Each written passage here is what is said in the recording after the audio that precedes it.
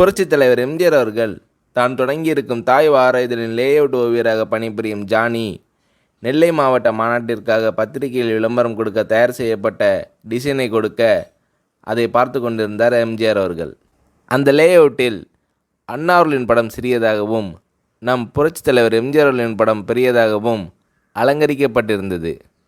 கோபம் கொப்பளிக்க ஜானி அவர்களிடம், இந்த கட்சி எம்ஜிஆர் திராவிட முன்னேற்ற கழகம் அல்ல, அண்ணா திராவிட முன்னேற்ற கழகம். அண்ணா அவர்களின் பெயரால் தொடங்கப்பட்ட கட்சியில் அண்ணா அவர்கள்தான் மக்களுக்கு பிரகாசமாக தெரிய வேண்டும், நான் அல்ல. அது மட்டுமல்லாமல் அமைச்சர்கள் எம்எல்ஏக்கள் பெயர்கள் கூட எப்படி வரிசைப்படுத்தி அமைய வேண்டும் என்பதை சரி செய்து கொடுக்கிறார் எம்ஜிஆர் அவர்கள். சரியென்று தலையசைத்த ஜானியை கையோடு அழைத்து கொண்டு டைனிங் டேபிளில் உட்கார வைத்து சாப்பாடு பரிமாறுகிறார் எம்ஜிஆர்.